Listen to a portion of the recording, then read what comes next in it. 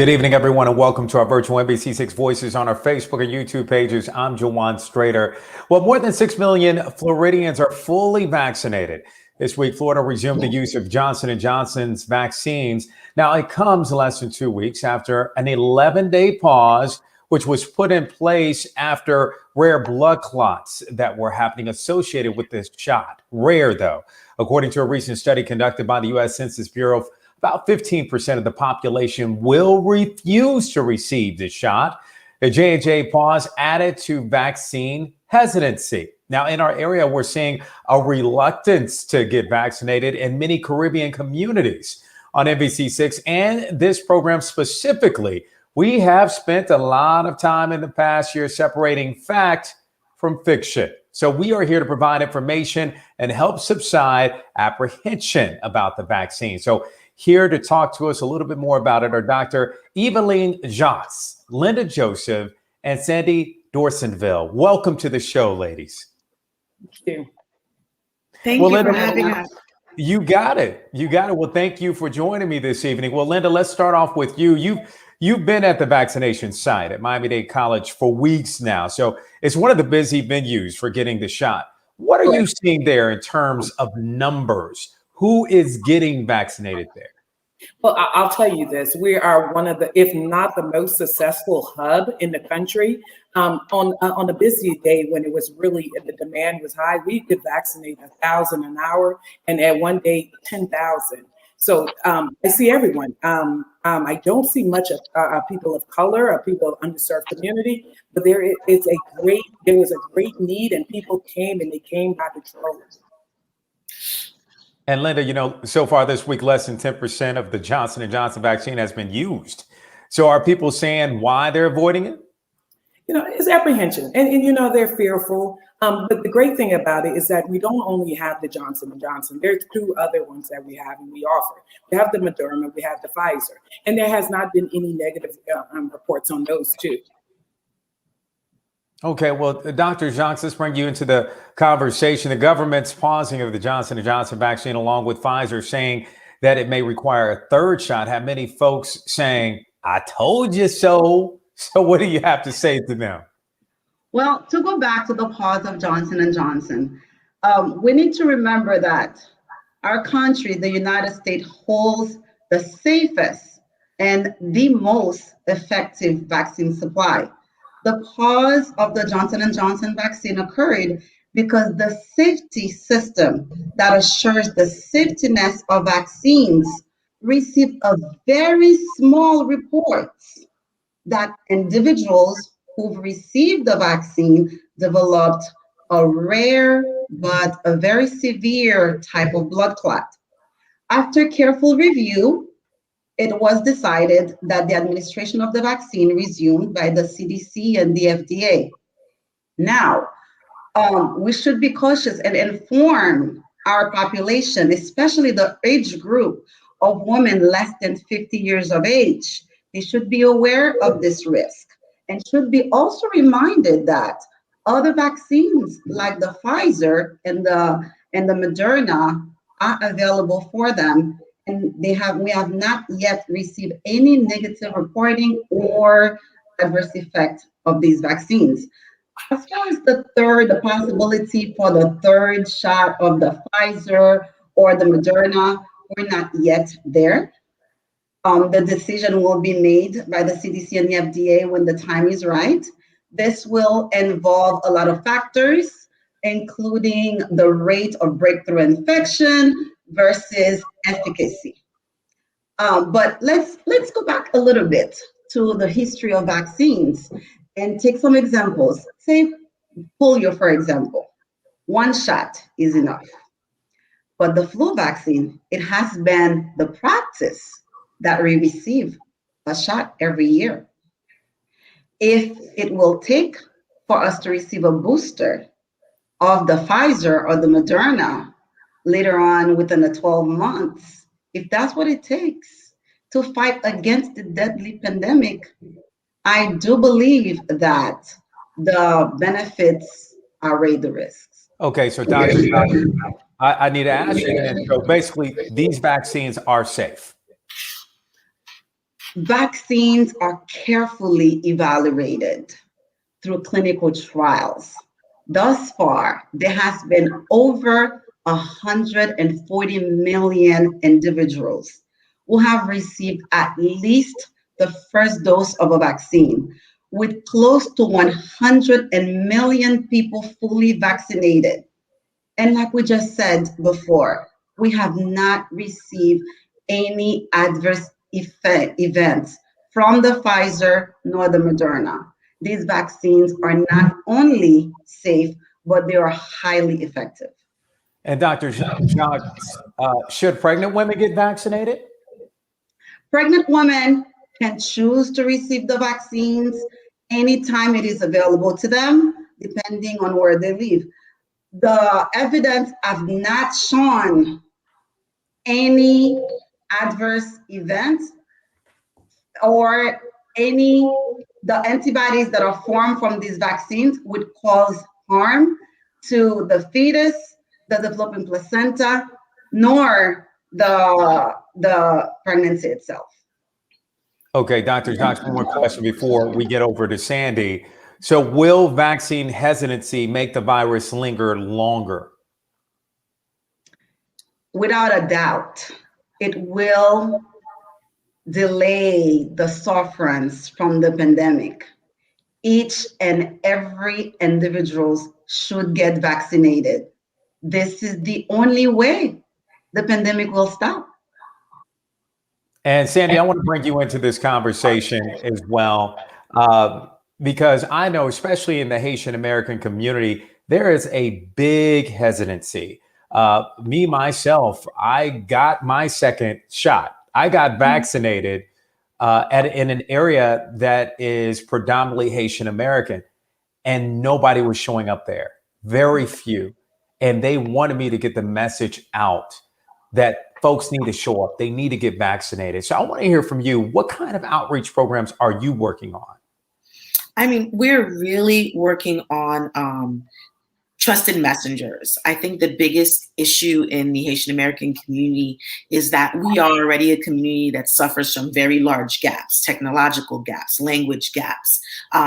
So communication and information does not trickle down to our community as quickly and as accurately as it does to the other communities. So a lot of the work we're doing now is finding those trusted messengers, finding people in the community like Linda that are doing the work, that speak Creole, that are medical professionals or that are associated with medical professionals, to give this information to the Haitian American community. Because right now what we're seeing is that people are getting a lot of misinformation, or the information that they're getting it from people who are not versed in these vaccines. So that's the large hesitation that you're finding in the community. It's not that they don't want to get it, but it's more so the information is not reaching them. There isn't really culturally sensitive outreach that is being done specifically to the Haitian American community or to the Caribbean community in general. And Sandy, so you're making sure that that information gets across correctly, that that right information instead of the misinformation gets to those that need it? Very much so. So what we're doing is I am part of the Haitian American Professionals Coalition, and we have a COVID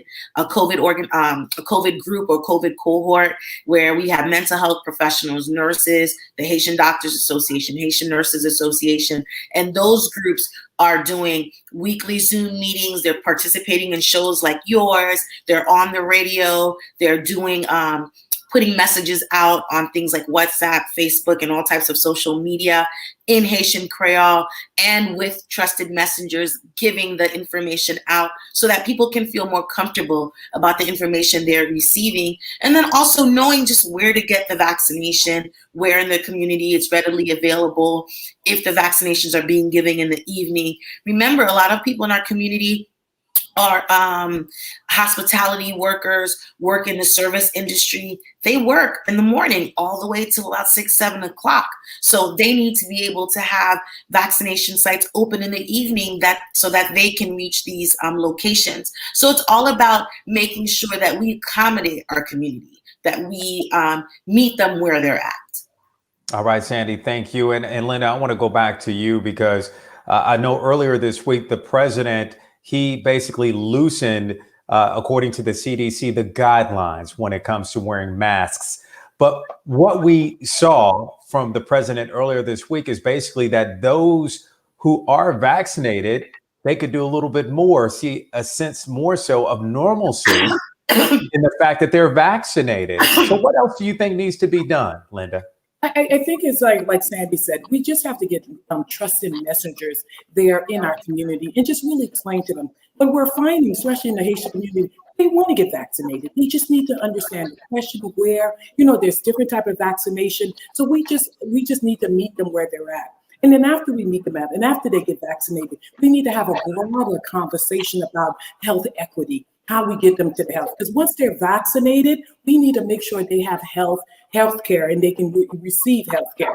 So we could start with the vaccination, but the conversation has to be broadened. People want to get back to their lives. But one of the great things we did, especially, and like I told you, in the Miami hub, one of the largest vaccination sites, we made sure there was representation there. Trinity is one of the largest company that made sure we had people that represent us there. So when workers work there, they will call their neighbors, they'll call their cousins, they call their sisters, and they can see the process up front, that it is safe and it's clean and it's great. And the operation was absolutely beautiful at the Miami-Dade. I compliment them. It is functional and it's efficient. So that's what we need to continue doing. It's just continue having more conversation because they're asking the questions. We just need to find a way to answer the questions. Amen to that, Linda. Thank you so much. And Dr. Jacques, thank you so much, both of you ladies, for joining us. But Sandy, you're going to stick around for our next segment, which is a very important segment, Haitian Heritage Month. Past celebration. Of course, we got to talk about Haitian Heritage Month while I have you ladies here with me. Okay, well, May is Haitian Heritage Month, and it's recognized as an opportunity for people to celebrate Haiti's rich culture. A celebration is an expansion of Haitian Flag Day on May 18th, a major patriotic occasion in Haiti and the diaspora. Well, tonight, we highlight two people making a difference in the community. Sandy Dorsonville, she joins us back once again, and Max Pierre. And Max, are you there? I think you're there. You're going to pop up in a minute. Max, you are the business mind behind Simply Good Pizza on Miami Beach. You're making me hungry right now because we're talking about food. But this is no regular pizza joint. So explain to us how different it is. So Simply Good Pizza, by the way, great to see you. Thank you for having me. Absolutely. Simply Good Pizza is a pay-it-forward pizza concept. And obviously during COVID and 2020 and the past really 4 years we've been going through, I wanted to create in essence a platform to be able to kind of do good and provide my customers the opportunity to donate pies where I can compile them and bring them to communities in need. So that's the spirit of the entire project. But at the same time, we make a pretty good pizza as well. I was about to ask you about that. So how were you influenced by Spike Lee's Do the Right Thing? Oh, man. It's a pivotal movie in my life. I mean, I just remember, being a kid watching that movie and kind of like just not even knowing, up and down, like, it was just a perspective and a reality, even as a kid, like that was harsh. And to be honest with you, I don't even remember how I felt. I just knew I didn't feel good about it.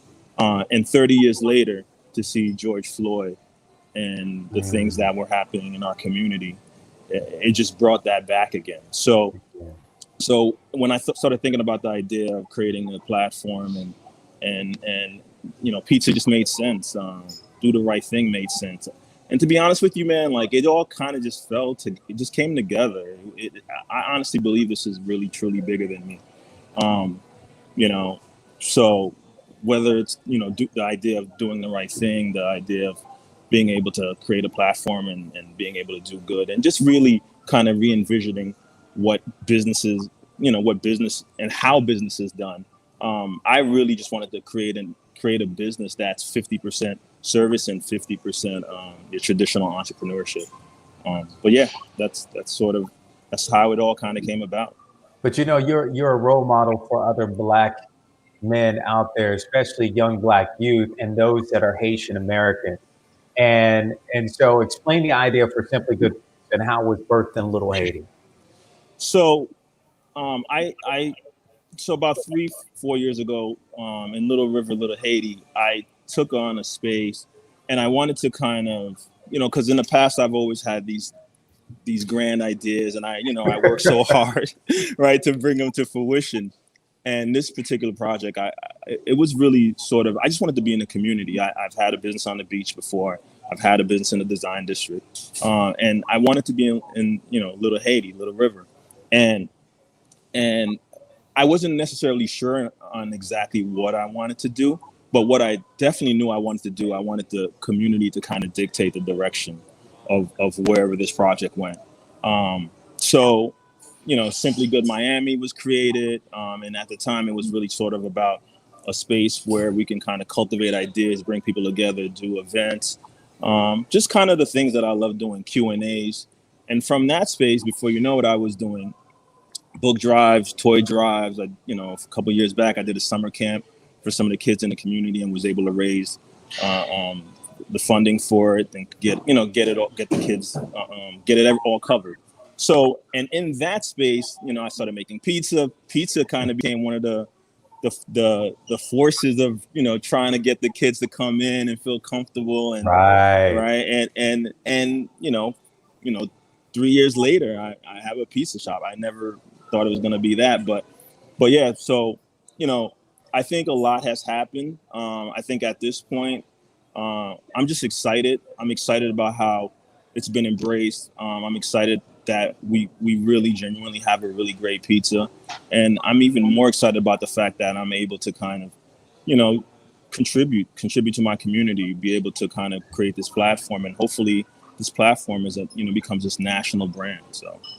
Well, let's bring Sandy into the conversation. Sandy, you are the managing director for the Little Haiti Cultural Complex. Yes. So are things starting to get back to normal since the pandemic?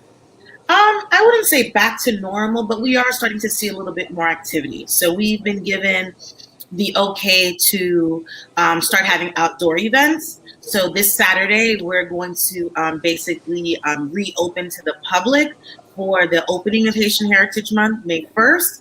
And we're having activities outside in our courtyard as well as in the Caribbean marketplace. But we haven't moved forward yet with indoor events in our theater and inside of our art gallery. And let's talk about Haitian heritage influence and entrepreneurism. How important is that, Sandy? And then I'm going to go back over to Max. I mean, I think entrepreneurism is at the core of Haitian society. It's at the core of what makes Haitian people tick. I mean, first free Black country, it all happened because we were like, we're not going to work for these people for free anymore. That's not going to happen. So that's the core of who we are as Haitian people, the idea of setting your own path, creating a way, and helping your people. That's why Haitian Heritage Month has always been really one of my favorite parts of what I do. It's the idea of speaking to people like Max, and I'm embarrassed to say that I'm in Little Haiti practically 7 days a week and I haven't tried his pizza yet, but I am always on this eternal diet. But I'll cheat this weekend and try his pizza. But the idea is to bring people like him to the forefront and introduce to the kids in the community, and to just talk about and to celebrate his achievements, everyone's achievements, what we've done. I always remind people that the Haitian American community in the United States is less than 75 years old. And at this point, we have over 20 something elected officials. Our median income is higher than most.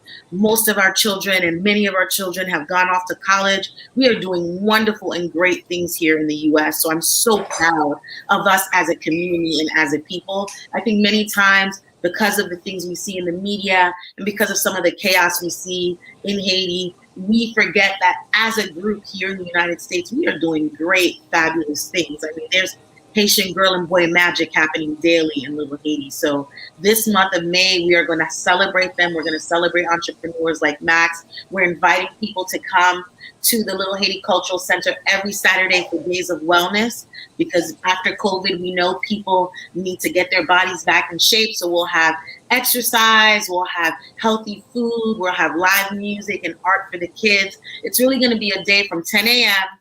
to 6 p.m. today on Saturday, where everyone is going to find something to do. It's going to be a fun day. So we're asking everyone to please come down today. We'll be open from 10 until 6 p.m. Oh, I love it. I love it. It sounds exciting. So, Max, I have to hear from you because I want to hear about Haitian heritage and how that's influenced you in your business as well. Oh man, it's funny as as I was listening to Sandy speak about how entrepreneurship and business. I thought about my father. My father, he's I mean, like the guy has been putting in work for as long as I've known him. But in regards to Haitian heritage and specifically this year, like in this particular project, I'm in a process of kind of developing an exhibition that I'm not sure if you remember the Hall of Fame from Do the Right Thing. Oh yeah, the Wall of Fame. I do. I do. So I'm gonna do our rendition of that, and I want to just next month I want to really focus on some of the great leaders and contributors in the Haitian community that's done some really amazing things. But it's man, this is I'm Haitian, like that's who I am, and for me, even the idea of being in Little River, it's I just understand that a presence of a Haitian Black man kind of doing business and trying to speak to the kids and being positive, how much of a influence is. I think at this point I just want to make sure that I continue to represent my community and inspire the next generation, because I trust me, like the path that I've been on, it hasn't been an easy path, and if I can have a conversation or inspire a Haitian kid or anyone in for that matter, like I think that's really big. But I definitely want to obviously focus on the Haitian community and the my people. So that's it. Well, you're definitely doing that, Max. Indeed, brother.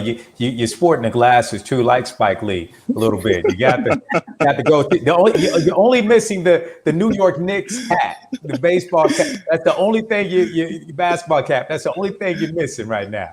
Well, but I got a couple more pounds too, so I mean, we're gonna have to leave that. You do, Max. Thank you so much, man. I definitely have to check out your pizza spot. Is not really on the diet plan, but I know I can have a cheat day and come out there and check you out, my brother. I really appreciate you for your thoughts and wisdom. I really do. Thank you for having me. Thank you, Sandy. And Sandy, thank you so much as well. I appreciate you for coming on the show and spreading your knowledge as well. We appreciate you and your service to the community. Thank you so much. And I look forward to seeing everybody on Saturday. Today. Today. You got it. You got it. Well, ladies and gentlemen, that's our show for tonight. You can watch this program Saturday morning on NBC6 at 9:30 a.m. when we will also talk about this week's high-profile incidents involving Black drivers as well. So be sure to follow me on Instagram and Facebook. I'm at Jawan NBC6, and you can also message us on social media if you have a story idea. And remember, before we go, education is the key to success. If you believe, you will succeed. We'll see you next time. Have a great week.